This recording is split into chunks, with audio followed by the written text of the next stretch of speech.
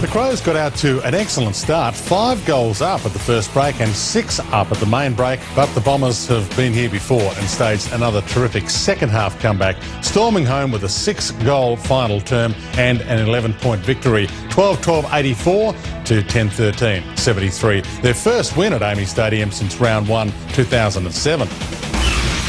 A tight, low-scoring first half saw the Pies in front going into half-time with just an 11-point lead. In the second half, the Blues took the game on, but the Pies had all the answers and they finished with a 19-point victory, 13-20-98 to 11-13-79, in front of just under 86,000 at the MCG. The Saints were unstoppable in the first term, holding the Eagles goalless and going into quarter time with a 36-point lead. The Eagles chipped away at the margin in the second term to be just 26 points down at half-time. Then it was the Saints' turn to be held goalless as the Eagles grabbed the lead to go into three-quarter time with a 2-point lead. But the Saints could not be denied and finished with a 21-point victory, 13-4-82 to 9-7-61.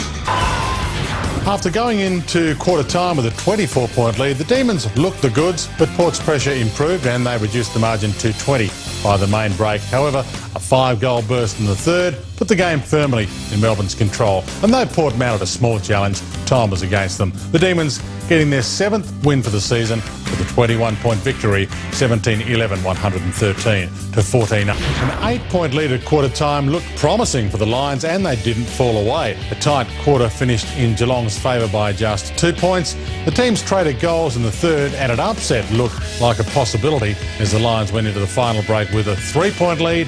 But injuries were too much and Geelong dominated the final term and ran out winners by 29 points, 20-13-133 to 15-14-104.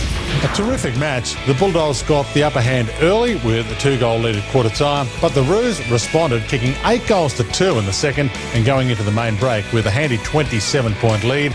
In the third, the momentum continued to sway between the two sides, and at three-quarter time, the margin was just 5 points in North's favour. The lead changed 6 times in the last, and in the end, the Roos were the ones left standing, bouncing back from their humiliating loss last week with aplomb. The final score, 21-16-142 to 17-9-111. To the AFL ladder, and we're getting down to the pointy end now. Still Collingwood from Geelong, Hawthorn and Carlton make up the top 4. The West Coast, Fremantle, Essendon and the Sydney Swans hanging inside the 8. But outside the 8 are the big challenges. Melbourne, St Kilda, North Melbourne and the Dogs still a finals chance. Richmond's gone, Adelaide, the Brisbane Lions, the Gold Coast and Port Adelaide now a chance to win the Wooden Spoon. To the Coleman medal and Jack Riewoldt sits on top by 1 with 47 over Lance Franklin, who had the bye in round 17. Cloke, Kennedy and Walker rounding out the top 5. To next week's matches, and it starts on Friday night with a big one, especially for the Saints against Adelaide. North Melbourne and the Brisbane Lions at Etihad on Saturday. The Sydney Swans and the Western Bulldogs, a huge game on Fox Sports 1.